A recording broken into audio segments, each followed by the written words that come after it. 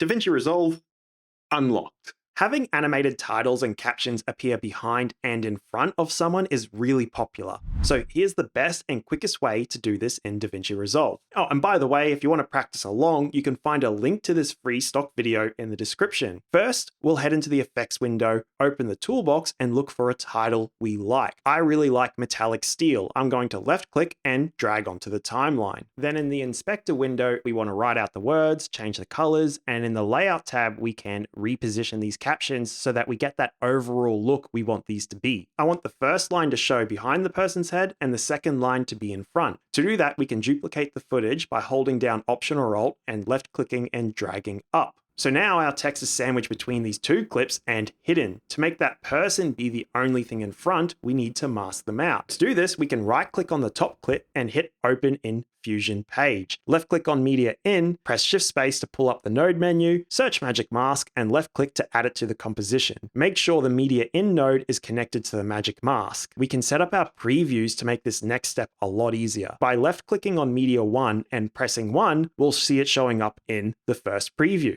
And then if we left click on the Magic Mask node and press 2, we'll see it show up in the second preview. Keeping Magic Mask selected, I can now go in and draw to start masking the person out. You can left click to tell Resolve what we want to keep. And if we hold down Option or Alt and click, we can tell Resolve what we don't want to show, which is the background. Once we have a clean mask, we can head over to the inspector window and press these arrows to analyze forwards and backwards. And in a moment, Resolve's AI will auto-magically cut out the person from the shot. Now, if we head back to the edit page, you can already see how the captions are now behind the subject. So to choose which specific line we want in front of the subject, I will left click on the text plus clip, hold down Alt and drag up to duplicate our text above the subject. Now, most people make the mistake of editing the text in the box. This can misalign our titles and give us more work to do. So instead, I'll simply use the write on to say which words are visible and which ones are not. Now, hold on a second here. We do have titles appearing both behind and in front of the subject, but I know a lot of you editors out there want to combine this look with word-by-word animations. And while that can be a powerful effect, it usually takes hours to animate these words in Resolve. Thankfully, you can do this in minutes with the free version of Snap Captions too. It automates those complex animations and it works perfectly with this workflow so you can create these really cool animated titles. If you want to learn more about that, you should check out this video here, which covers the Snap Captions 2 plugin.